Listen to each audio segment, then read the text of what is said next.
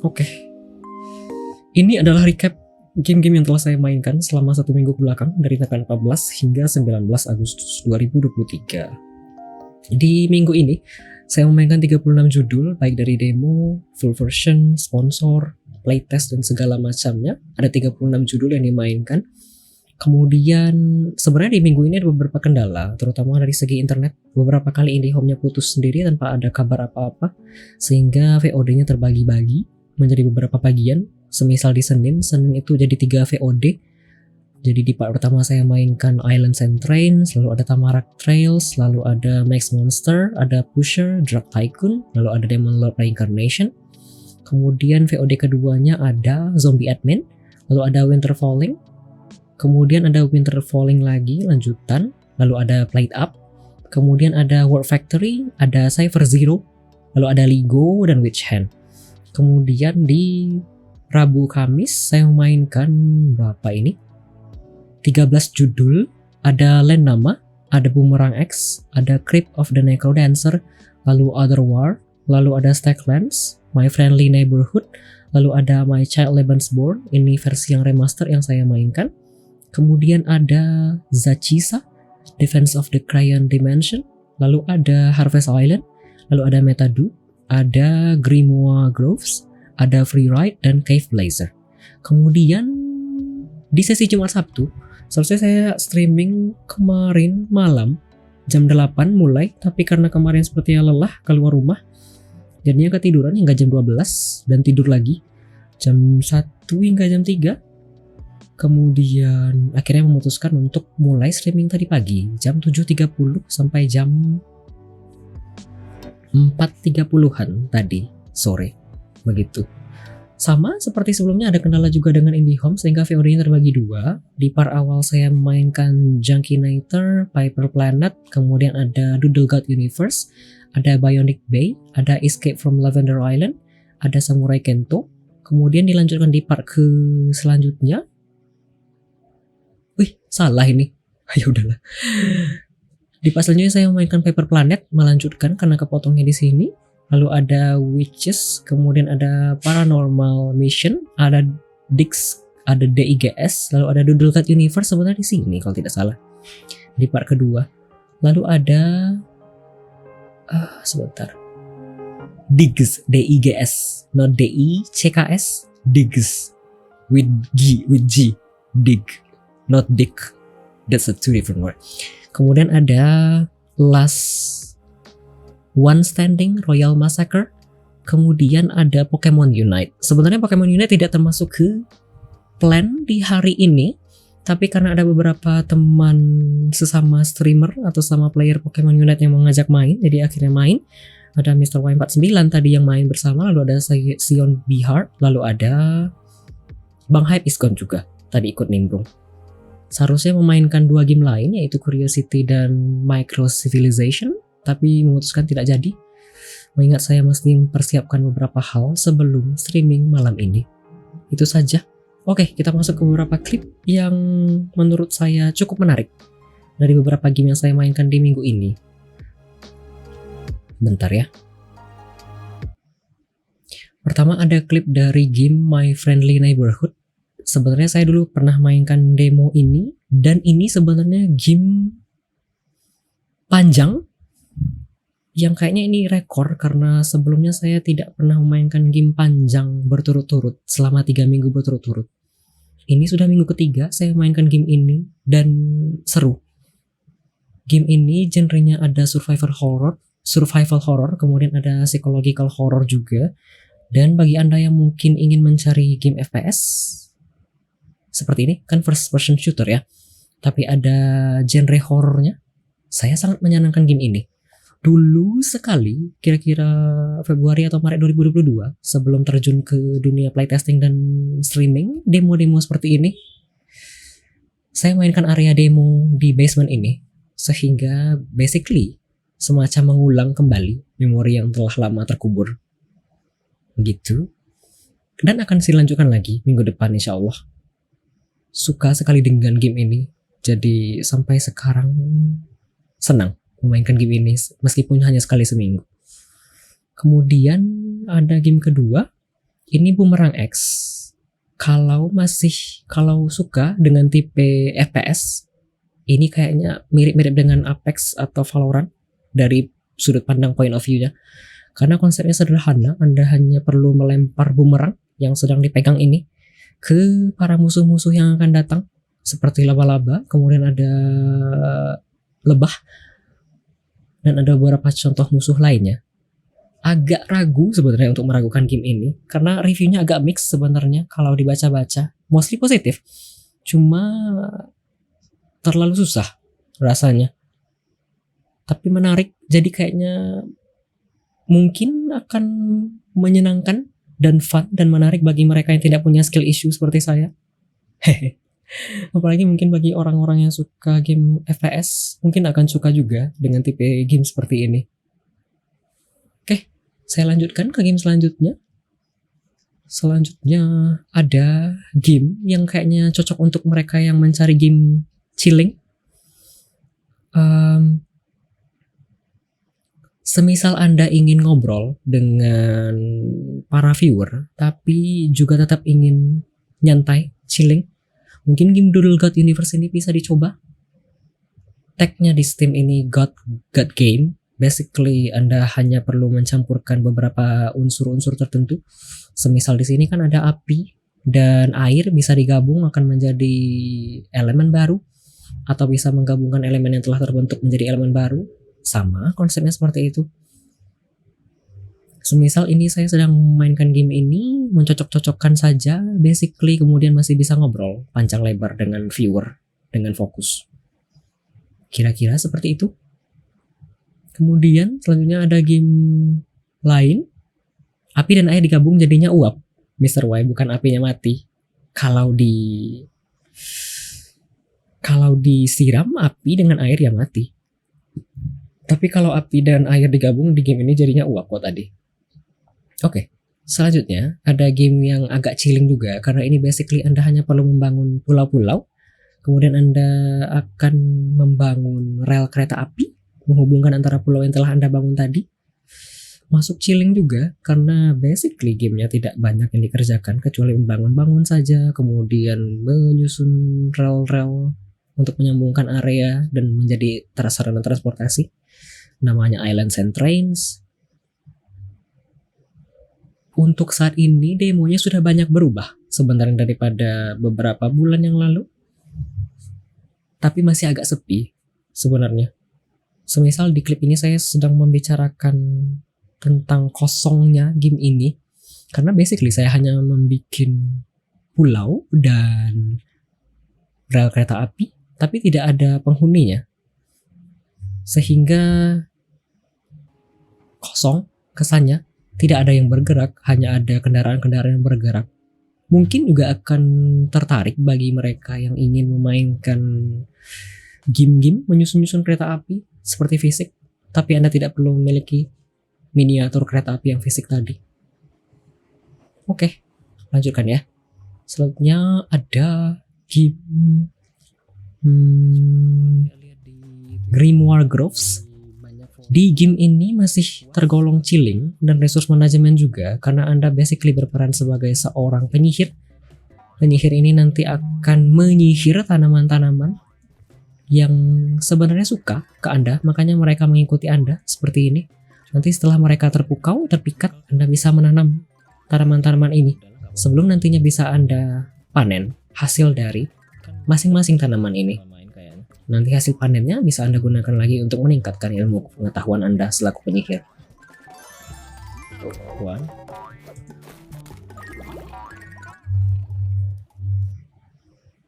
Oke, saya lanjutkan. Selanjutnya ada game judulnya Cypher Zero. Ini cocok untuk mereka yang mungkin suka game-game tipikal seperti Sudoku atau teka-teki, puzzle yang ringan dan minimalis serta mudah dipahami. Karena ini sebenarnya konsepnya seperti Sudoku. Ini awal-awal saya agak bingung karena tidak ada instruksi apa-apa di gamenya, tapi sebenarnya simple saja. Semisal ini ada 2 garis, artinya Anda hanya perlu mengisi 2 garis. Kemudian kalau ini ada 1 garis, berarti 1 baris ini Anda hanya perlu mengisi 1 garis saja, 1 kotak saja. Kira-kira sesimpel itu. So, sangat menyarankan meskipun game ini belum rilis, tapi jika Anda ingin mencari game-game tipe Sudoku yang baru dan fresh, boleh mencoba judul game ini, Cypher Zero. This is good. I like this. Oke. Kemudian selanjutnya ada game judulnya Word Factory.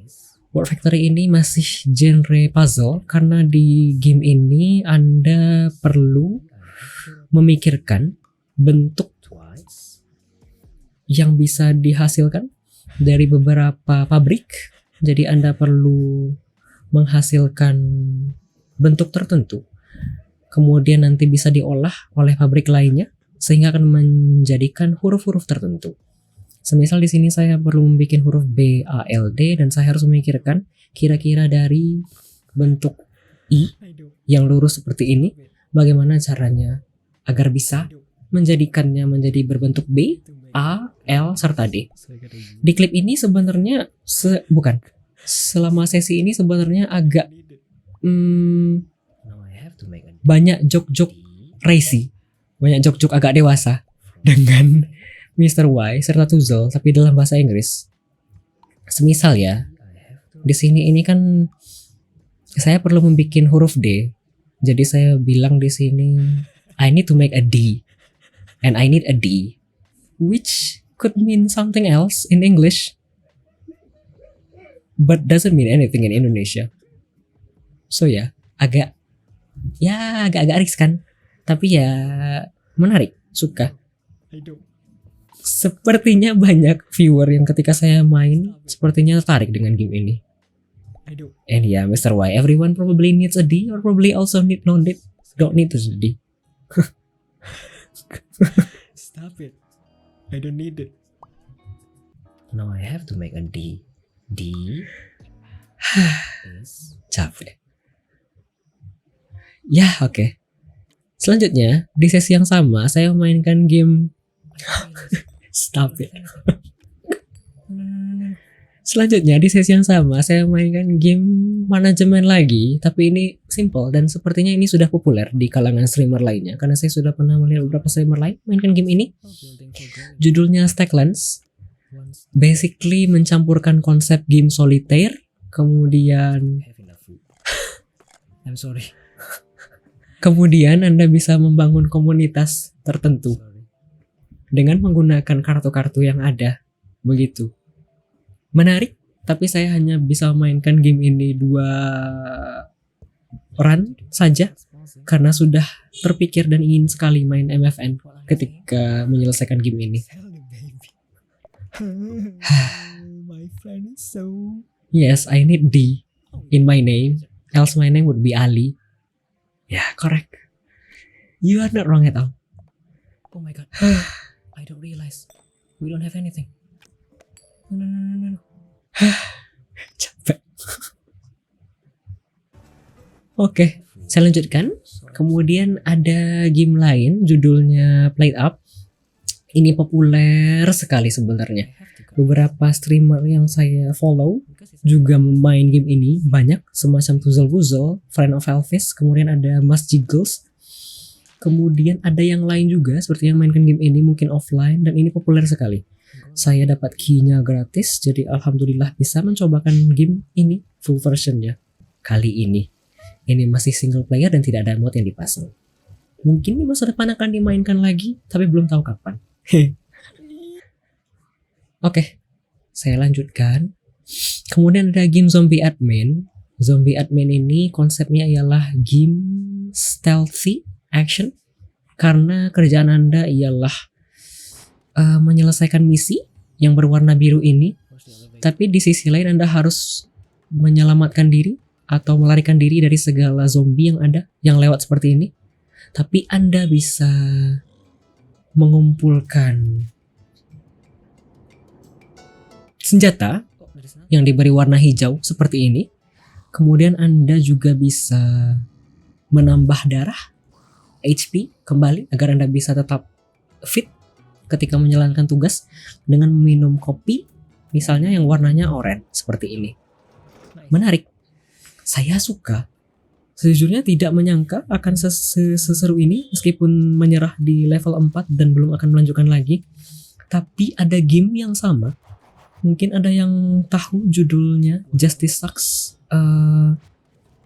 Tactical Vacuum Action. Okay, done. Gamenya sama, Wait. genrenya stealthy, action. Kemudian ada game juga yang dahulunya sudah rilis sebelum Justice Sucks, judulnya Rumbo. Sama-sama punya konsep yang sama, stealthy action. So, highly recommended this game kalau Anda suka typical game-game yang stealthy action seperti ini.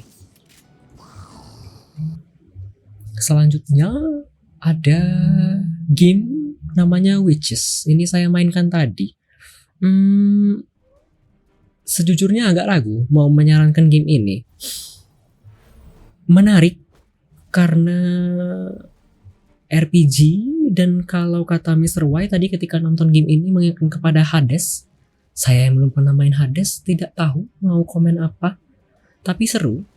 Basically exploring, fighting, menyelamatkan diri, kemudian looting. Cuma untuk tahap ini mungkin rasanya masih belum balance. Kenapa dibilang belum balance? Karena somehow bosnya terlalu kuat dan tidak ada kemampuan yang cukup untuk bisa mempertahankan diri dan menambah tenaga kembali. Jadi seandainya Anda mati, Anda ya harus berusaha sekuat tenaga untuk bisa melarikan diri dari para musuh. Sayangnya karena gamenya seperti ini, single hero versus everyone, jadinya Anda kalau misalnya masuk ke arena boss, semisal saya tadi yang menyerah di level fire arena, susah merasakannya. Mungkin juga masih tergolong ke skill issue. Mungkin orang lain tidak merasakan kesusahan seperti yang saya rasakan. Tapi cukup menarik untuk genre seperti ini. Bagi saya yang belum punya ekspektasi apa-apa seperti pada game ini. Kemudian, mau lanjutkan lagi, ada game yang tadi saya mainkan tanpa direncanakan sebelumnya, judulnya Pokemon Unite. Sejujurnya di Tech Indonesia atau Indonesian sepertinya masih jarang sekali streamer yang mainkan game ini. Bisa dihitung, mungkin cuma ada beberapa orang yang mainkan game ini. Tapi tadi ada Bang Hype is Gone, kemudian yang saya tahu itu ada Mr. Y, kemudian ada Lodin 04 yang kayaknya rutin mainkan game ini. Sepertinya banyak yang tertarik memainkan game ini, tapi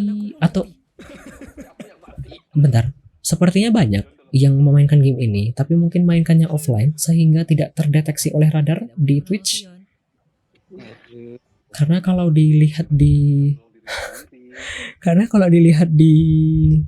Sion tidak suka menipu, sayangnya Mr. Y. Tech Indonesia atau Indonesia kan tidak banyak yang main game ini. Padahal seru sejujurnya.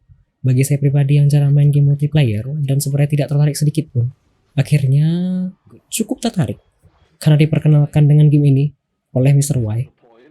Semoga di masa depan bisa main game ini lagi.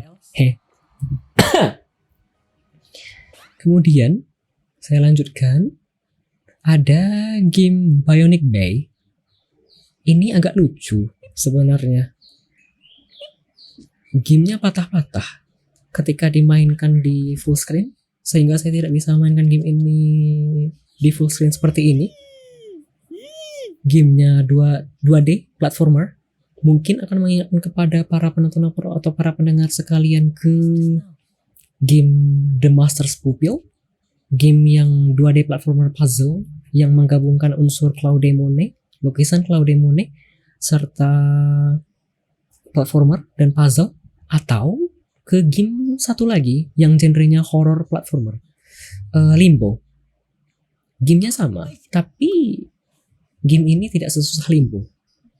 Sangat menyarankan, tapi saya tidak bisa menyelesaikan game ini sesungguhnya. Tadi demonya menyerah karena bingung bagaimana cara melanjutkan game ini.